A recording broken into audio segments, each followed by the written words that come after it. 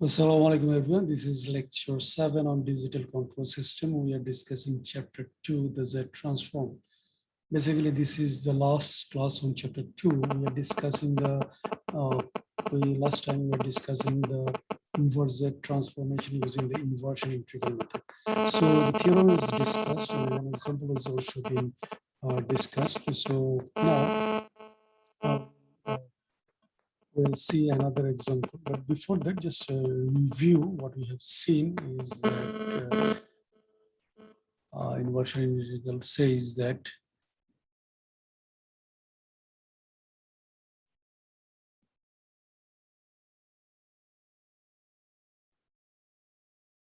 or the Z transform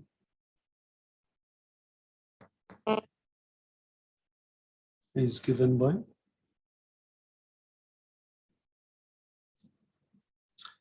Z inverse of your XZ is equal to XKT if it is a time sequence, or XK if it is a number sequence, is given by 1 by twice pi J encirclement and counterclockwise encirclement of any contour, but we assumed it to be a circle of XZ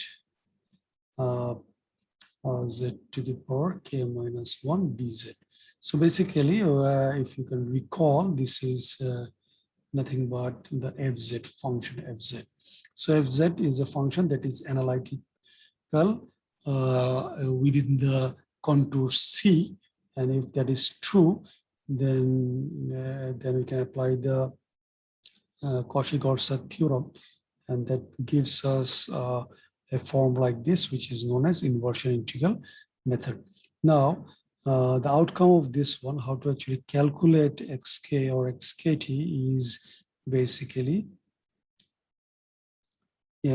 pretty simple compared to this equation, as it looks very complicated. It is basically just the summation of the residues k1, k2 goes up to your number of the pole that you have k. Basically, you can write also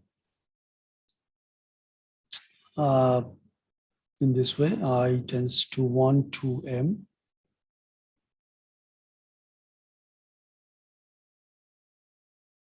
residue of xz z to the power k minus 1 at pole z equal to zi of xz z to the power k minus 1.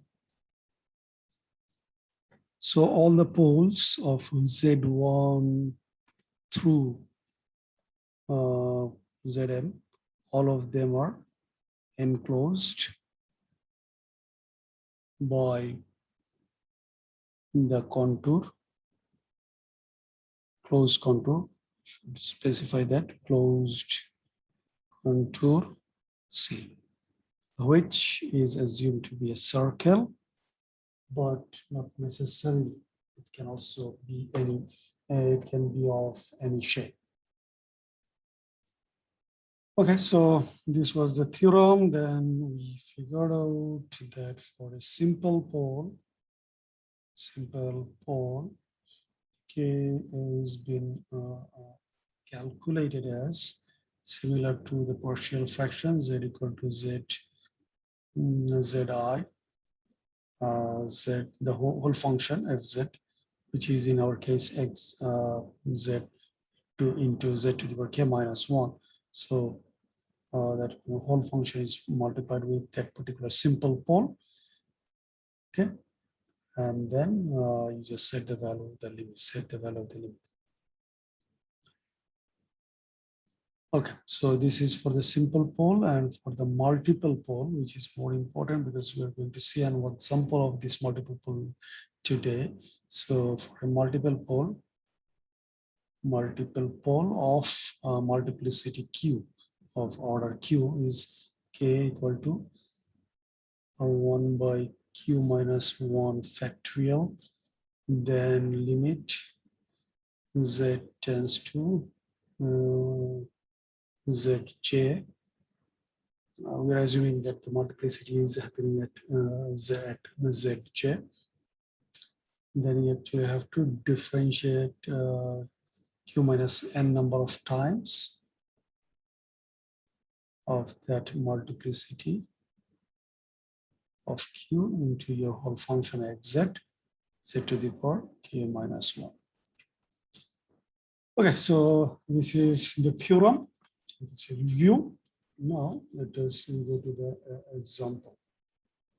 So we have already seen one example. Example, I think 2.16 is been solved in the last class, which was relatively simple. Now, today we are going to see another example. Example 2.17. So this time, this straightforward, they say to find out the inverse Z transform using the inversion integral method. So you just have to do that, and the function is given xz equal to z square, z minus 1 square, z minus e to the power minus 80. Okay, so this is our function. The method that they have said is inversion integral.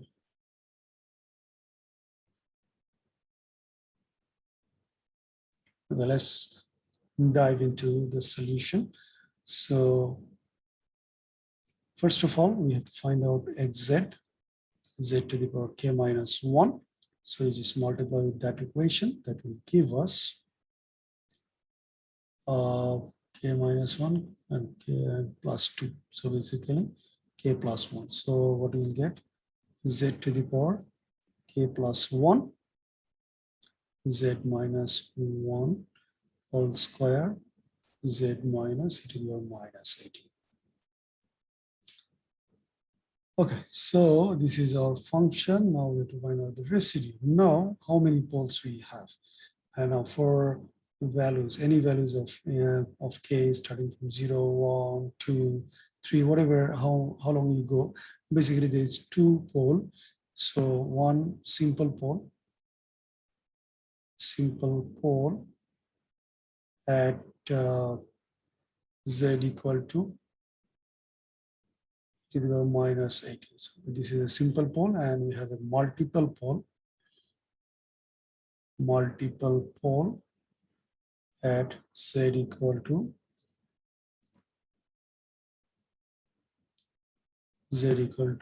1. So we have to find out the 2 residue again. So our solution should be xk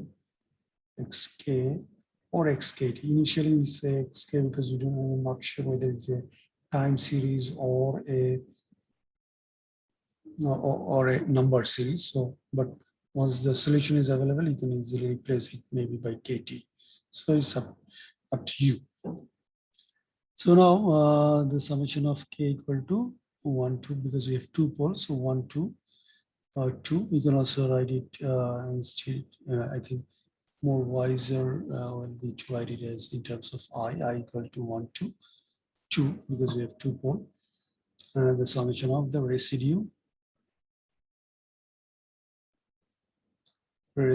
of our function, that is k plus 1 divided by z minus z minus 80. Z equal to 0. So is in a sense, what we're trying to say is that k1 plus k2. So what is k1? Simple form, so it will be remaining simple. Limit z tends to 3 to the power minus 80. Then you multiply the whole function with that simple pole, that is z minus e to the power minus 80 multiplied with zk plus 1, z minus 1 whole square, z minus e to the power minus 80. Okay, so things are getting simplified. If you cancel these 2, then you replace your z by e to the power minus 80. So it will become e to the power minus a k plus 1 t, and z is e to the power minus a t minus 1 whole square. Okay, so since square, we can also write in this way: 1 minus e to the power minus a t whole square will also give the same result. So you can write rearrange in that way as well. So this is a simple poll now. You go for the multiple poll, how to find out the solution for the multiple poll. Okay.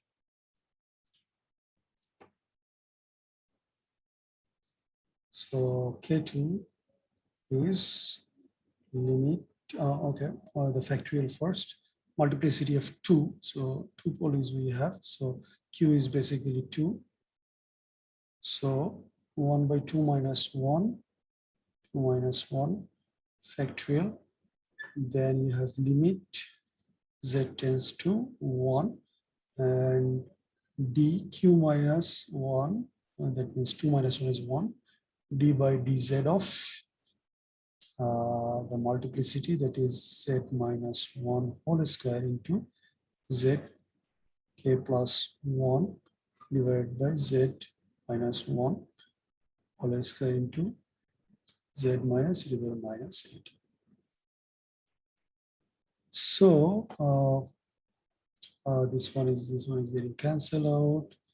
What we have is z to the power k minus 1, and also factorial 1 is 1. So I can write simply limit z tends to 1 d by dz of z to the power k plus 1 by z minus e to the power minus 8. So simply we have to apply the inverse, the differentiation of division. So then we have to apply z tends to 1. So it is z minus e to the power minus 80, and then k plus 1 zk minus z to the power k plus 1, because if differentiate z, it will give magnitude 1. So z minus e to the power minus 80 whole square. Okay. So basically differentiation of u by v. So you just have to apply that. Okay, now if you set now z equal to 1, then things will be actually simplified a bit. So if you set z equal to 1, then this will become 1. And also this one will become 1. Okay. And k plus 1, z is also becoming 1 here. Z is also becoming 1 here. So if we just simplify a bit and rearrange a bit, then what we are going to get is finally is k by 1 minus e to the power minus 80 minus e to the power minus 80, 1 minus e to the power minus 80 whole square. I just skipped one line, so you just do that and it will give you a simplified version like this. So now this was your K1 and this is your K2. Now, as you can see, this one and this one is having the same denominator, so we can just simplify a bit, and also we can take common. We can just make it something like this: e to the power minus akt and e to the power minus 80. So, and then you can see that this parameter can also be taken common. So bottom line is our x kt will be equal to k1 plus k2, and that will give us a simplified version, something like this: e to the power minus 80 e to the power minus akt divided by 1 minus e to the power minus 80 whole square plus k 1 minus e to the power minus 80 minus e to the power minus 80 divided by 1 minus e to the power minus 80. So whole square. So these two can be summed together. And if you take common, then what we are going to get is, so keep this parameter here, k by 1 minus e to the power minus 80. And after summation and taking common, what you can see that e to the power minus 80, 1 minus e to the power minus a kt with 1 minus e to the power minus 80 whole square. Okay, so this is your final version of your solution. But in the book, they have used a trick, and the trick is that here they have introduced t, because we are finding for x kt. So that is why you have to actually divide it by t as well to keep it same as before. So this is your solution of a system with multiple pole, how to find out the solution.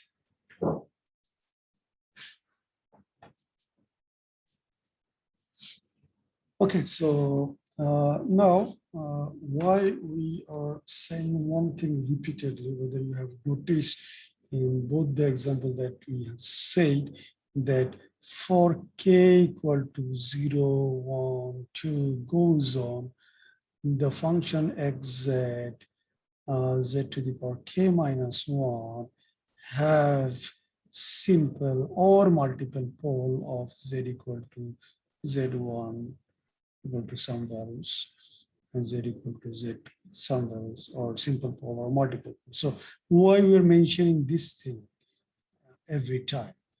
So to understand that thing, we better go into one example. Example A29, worked out example at the end of the book. Okay, so what it is, what it actually says is that you have to use the inversion integral method to obtain this inverse z transform of the following function. So following function is xz equal to 10 by z minus 1, z minus 2. Okay, so this is the function. You have to find out the inverse z transformation using the inverse integral. Now, dive into the solution again. So same thing we are going to do. We have to find xz, z to the power k minus 1. And we can say that 10 z to the power k minus 1 divided by z minus 1, z minus 2. Now, as you can see, if k equal to 0, then xz z to the power k minus 1 is becoming basically your fz function is becoming 10 because k equal to 0, so z to the power minus 1, so 10 divided by z minus 1, z minus 2, and z. Okay, so 3 poles. We have 3 simple pole at 0, at 1, and at 2. But if you take k equal to 1, 2, 3, and onwards, then what we are going to say is that xz z to the power k minus 1 will be 10 z to the power k minus 1. That is, if you take 1, then z to the power 0. So it is not going to the denominator. So your pole is remaining z minus 1 and z minus 2. And if you take k equal to 2, so it's becoming 0. So it is not going to the denominator. So in this particular case, we have 3 poles, z equal to 0, z equal to 1, z equal to 2. And here, in the rest of the cases of values k, we have 2 poles only, z equal to 1 and z equal to 2. So because of this problem, every time we have to mention for which values of K1, K2, and K3, we find out the solution. Now, since we have two different cases, for K equal to 0, we have one case, and for K equal to K equal to 1 and higher values, we have another case. We have to solve this separately. So X0 will be basically K1 plus K2 plus K3. So three simple pole we have, so three residue. And for rest of the values, KT, for rest of the values, we actually have to calculate for only K1 and K2. So let us find out K1, basically limit Z tends to 0 with those values. So basically you have to put 10. I'm just making it a bit simple, make it quick. Z equal to 0 will give you -1, -2. Okay. So this is one value, first value. Or says for the second one, you have to take 10. Then you have Z equal to 1. So basically it will be -1 and 1. Okay, plus the third one, 10 divided by Z equal to 2. In that case, we have 2 minus 1 is 1 and 1. 2 minus 1 is 1 and 2. Okay, so this is what we get. So basically, we have what we get 5 minus 10 plus 10. So basically, it is giving 0. So X0 is 0. What about the other two? Other one that we have to calculate is basically that K1 here is 10 Z to the power K minus 1, Z minus 1, Z minus 2, that has to be multiplied with Z minus 1. For the first cases we are buying, then limit Z tends to 1. So now this one is cancelled. So if you set the value 1, so what we are going to get is basically Z to the power K minus 1. This 1 to the power anything is 1.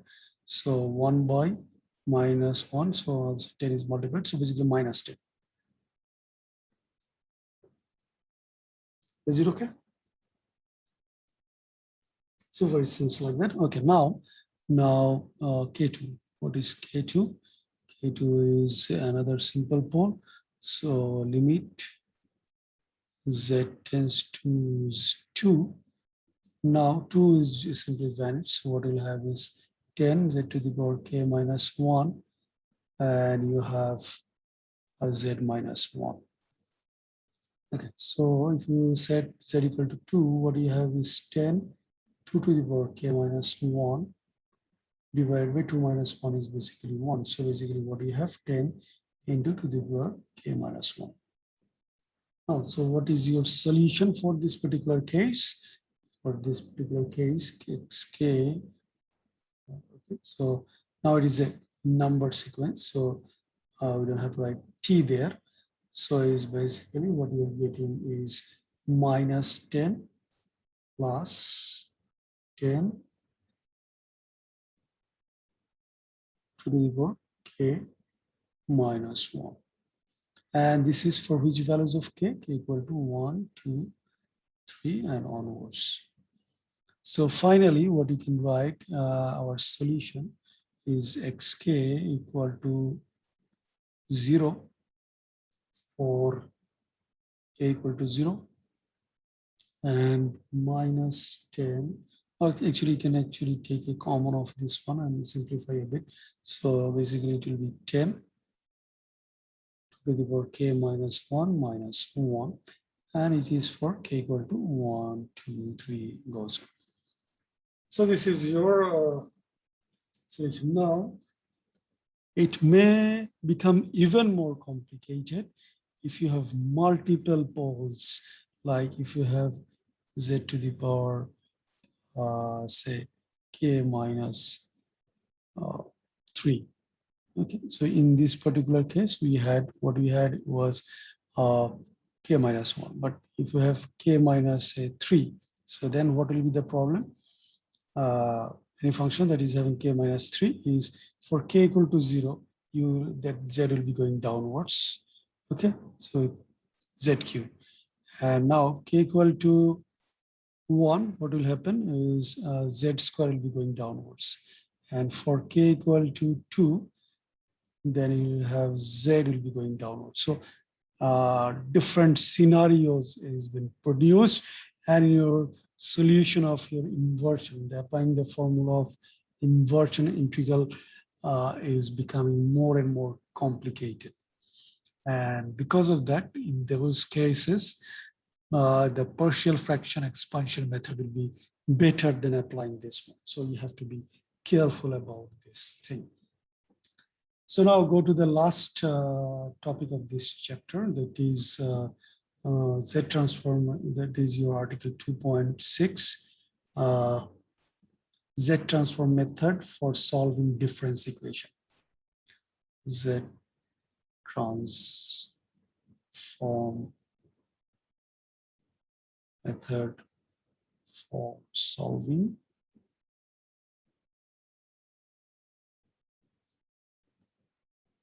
difference equation.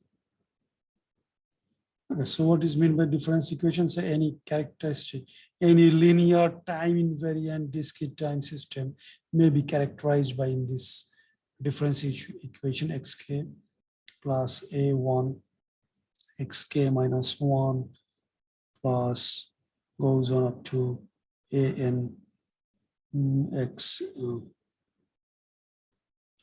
xk minus n equal to b0 uk plus b1 uk minus 1 goes up to bn uk minus 1. Okay, so this is a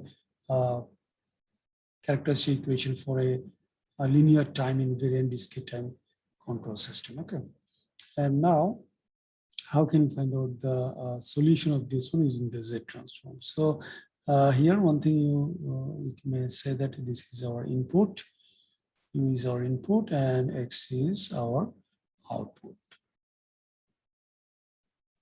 And we can use the Z transformation of X. K is giving us XZ, and the delayed version of those, like either time delayed or time advance, X K plus M, or X, this is time advance, and this is the next one is time delayed. So based on this our values, we can find out the solution of those.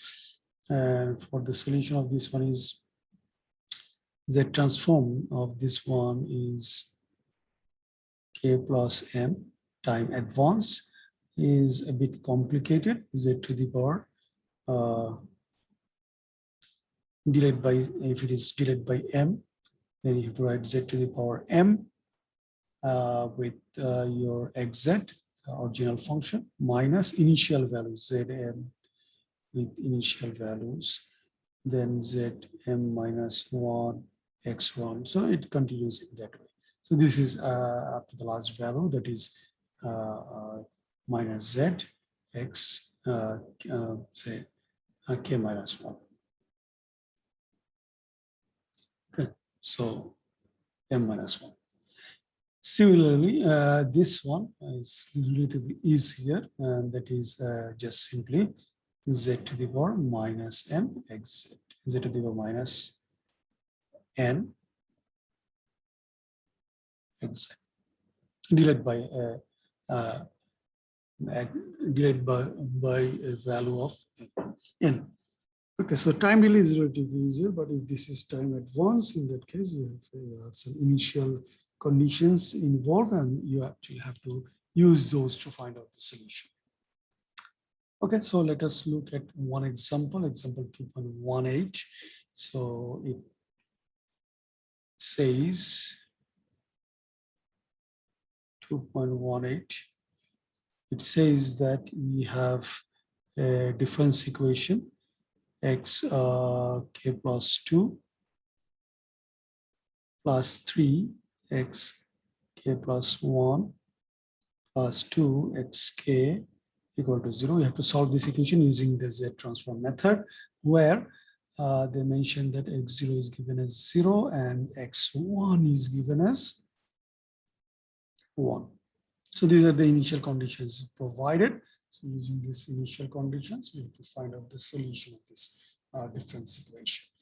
So let's dive into the solution. We know that the transformation of x k plus 2 is basically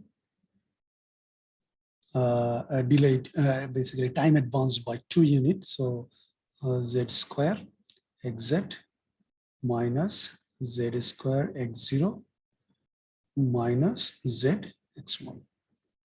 Okay. And next parameter that we have is x k plus 1. So that will be delayed by a time advanced by 1. So z xz minus z x0. So we know that x0 is 0. So this parameter is 0. This parameter is 0. And also simply xk is z transform of that one is xz. So if we apply these three into this equation, then what you can write is, after simplification obviously, and we can write that z square, and this one is 1. So basically it will be simply z. So z square xz minus z plus 3z xz plus 2 xz equal to 0. Okay, so we can take common of the xz. So if we take common of the xz, then we have z square plus 3z plus 2 equal to, we take this one in the other side, equal to z. So xz equal to z by z square plus 3z plus 2. So this particular solution is relatively easier. We can just have a middle term fraction, that is z square z plus 1 and z plus 2. So now if you go for partial fraction expansion, you will get 1 by z by z plus 1 and minus z by z plus 2. Okay, so this is our xz. Now if you divide numerator to denominator by z, then we'll have, because we have to apply one of the formula from the table 2.1. So it is 1 by 1 minus z inverse minus 1 by 1 minus 2z inverse. Okay, so from the table 2.1, we can see that if we have e to the power minus akt, that is z transformed or inverse z transform, then we'll have something like this: 1 by 1 minus e to the power minus at z to the power minus 1. Okay, so in our case, we actually have, sorry, the positive values, but we need to bring negative values. So what we can do here is 1 by 1 minus minus 1 z to the power minus 1, then 1 by 1 minus minus 2 z to the power minus 1. So as you can see, minus 1 is basically is becoming e to the power minus 80. First case, and then second case, 2 is becoming e to the power minus 80. Okay, so we can simply say that z transformation, inverse z transformation of 1 by 1 minus minus 1 z to the power minus 1 can be written as, because e to the power minus at is 1 minus 1, so minus 1 to the power k. Similarly, z transform the second, inverse z transform the second one will be 1 by 1 minus 2 z to the power minus 1 will be minus 2 to the power k. Okay, so what will be our solution xk then? And our solution xk will become minus 1 to the power k minus 2 to the power k, where the k is ranging from 0, 1, 2, 3 goes on. Okay, so this is your one of the easiest one. Now next example, let's see the final example of this chapter that we're going to cover. Is they have given us a equation and we have to solve it in terms of the unknowns basically. Okay, so x k plus 2 plus a plus b x k plus 1 plus ab x k equal to 0.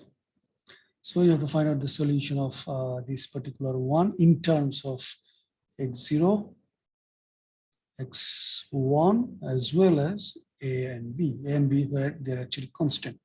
So it will be just a derivation of the equation essentially. So based on the idea that we have previously, you can easily directly write in this way.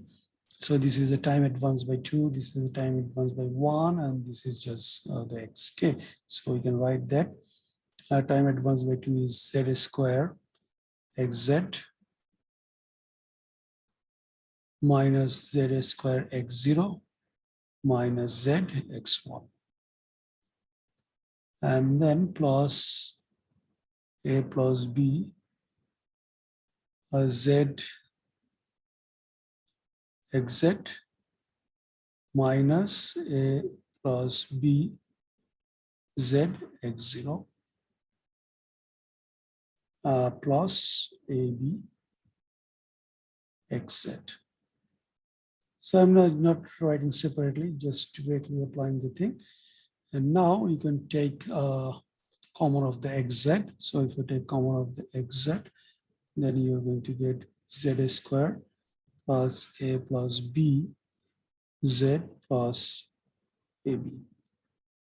And in the other side, if you take and change the sign, then you're going to get something like this: z square plus a plus b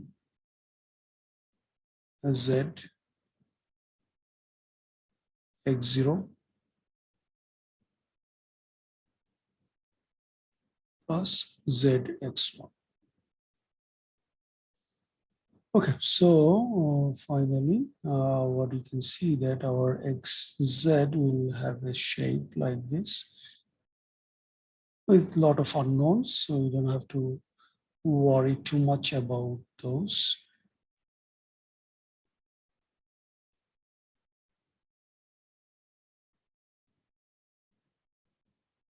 X0 plus z x1. And then you have z squared plus a plus b z plus ab. Now, the denominator we can write in this way. Numerator is remaining same. Denominator is z plus a and z plus b. So basically, you have two root and two simple root basically, and but there is two separate scenario available. So one scenario is that your a may not be equal to b. In that case, both of them are simple pole. And the second scenario is where you have a equal to b. In that case, you will have a multiple pole at location A. So the first method, you have to find out the partial fraction and expand xz by z in terms of your and the k1 by z plus a and plus k2 by z plus b, and then find out, calculate the k1 and k2, and then take this z to the other side and just do the simplification, so it will give you the result. And the second case, what you are going to get is xz by z will be provide xz by z will be given as a multiplier with z, upon that z minus z plus a whole square with the values. Okay, so now you just go with the solution according to the book. So how to find out for the multiple pole or the multiplicity 2, and then just inverse it to find out a similar form to find out the solution. So I'm just leaving it to you, just follow the book to find out the corresponding solution of this one. So this is how using the Z transform, we can find out the solution of a difference equation. So hopefully this is our last lecture on chapter 2. And I believe you can now apply the methods of Z transformation, inverse Z transformation, and using those methods, solving the difference equation as well. So, assalamu alaikum everyone.